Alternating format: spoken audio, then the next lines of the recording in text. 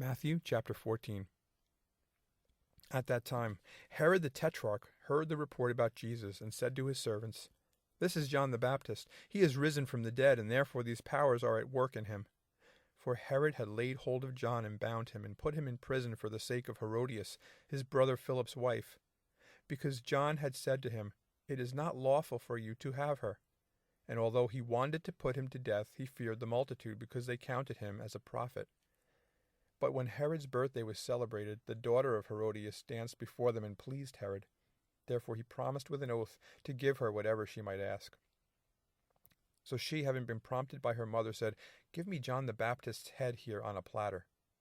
And the king was sorry. Nevertheless, because of the oaths and because of those who sat with him, he commanded it to be given to her. So he sent and had John beheaded in prison. And his head was brought on a platter and given to the girl, and she brought it to her mother.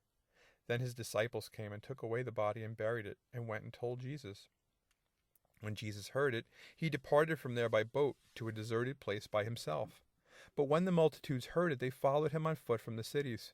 And when Jesus went out, he saw a great multitude, and he was moved with compassion for them, and healed their sick.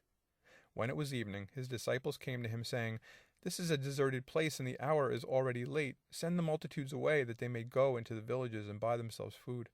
But Jesus said to them, "They do not need to go away. You give them something to eat." And they said to him, "We have here only 5 loaves and 2 fish." He said, "Bring them here to me." Then he commanded the multitudes to sit down on the grass.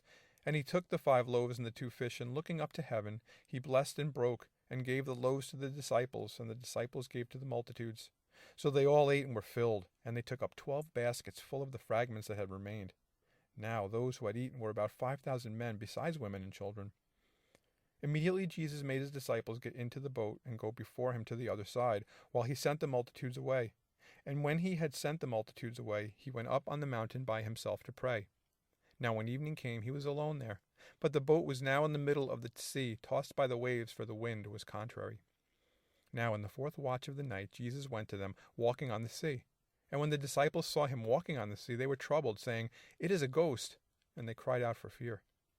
But immediately Jesus spoke to them, saying, "Be of good cheer, it is I, do not be afraid." And Peter answered him and said, "Lord, if it is you, command me to come to you on the water." So he said, "Come." And when Peter had come down out of the boat, he walked on the water to go to Jesus.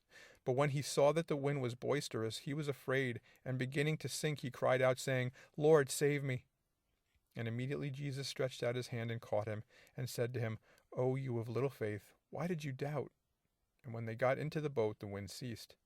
Then those who were in the boat came and worshipped him, saying, "Truly you are the Son of God." When they had crossed over, they came to the land of Gennesaret.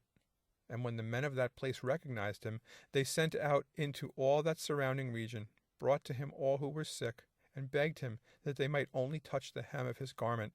And as many as touched it were made perfectly well.